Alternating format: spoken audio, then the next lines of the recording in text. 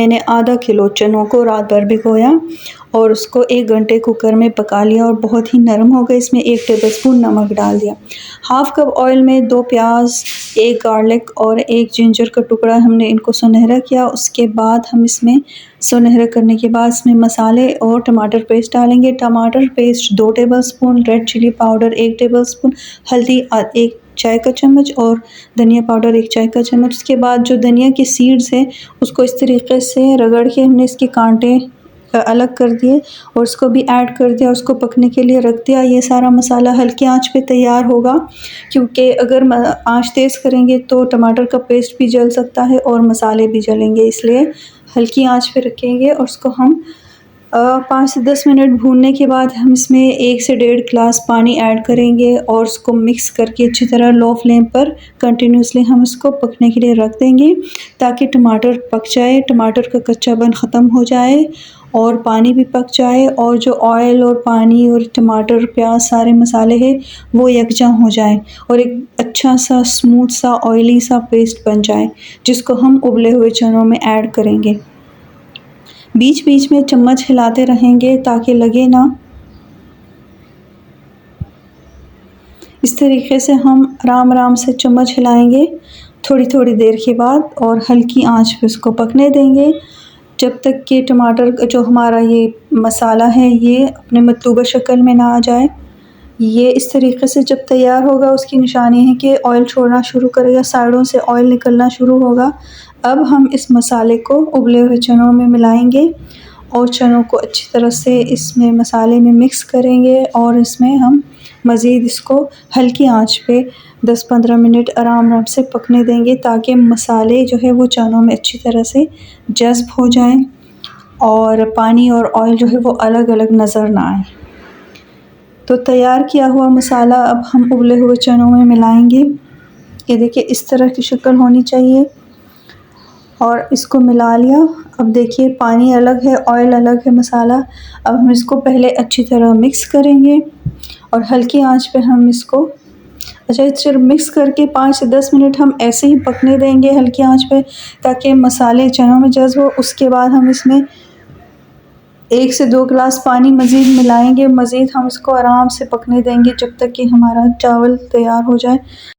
4 table spoon oil اور اس میں 1 table spoon زیرہ اس میں ایڈ کیا۔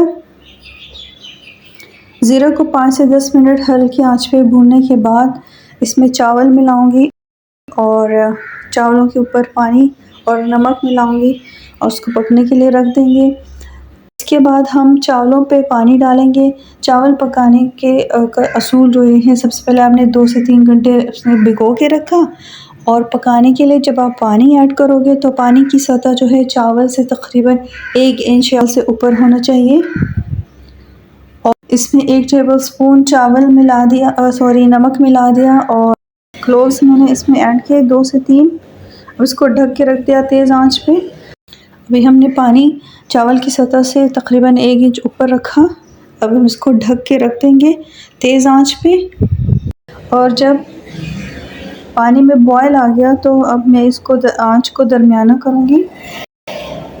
درمیانی آنچ پہ پکنے کے بعد ہم اس کو جب اوپر کی سطح سے پانی خشک ہو گیا، چاول کے اوپر کوئی پانی نظر نہیں آیا، خشک ہو گیا، تو اب ہم فلیم کو لو کریں گے اور لو فلیم پر ہم 10 سے 15 منٹ اس کو پکنے دیں گے تاکہ چاول کے بیچ میں اور نیچے جو پانی ہے وہ بھی خشک ہو جائے اور اس طرح چاول تیار ہو گئے۔ اور چاول جو سادے، اسپیشلی سادے چاول ہو کوئی بھی، جیسے ہی آپ نے اس کو چولہا بند کر دیا تو 5-10 منٹ میں جب چاول گرم ہیں آپ نے ان کو آرام سے مکس کر دینا ہے۔ اگر آپ مکس نہیں کرو گے، ایسے ہی چھوڑو گے تو چاول سارے جڑ جائیں گے یا اکٹھے ہو جائیں گے۔ چاول چنوں کے ساتھ میں نے املی کی چٹنی پہلے سے بنا کے رکھی ہوئی تھی فریج میں۔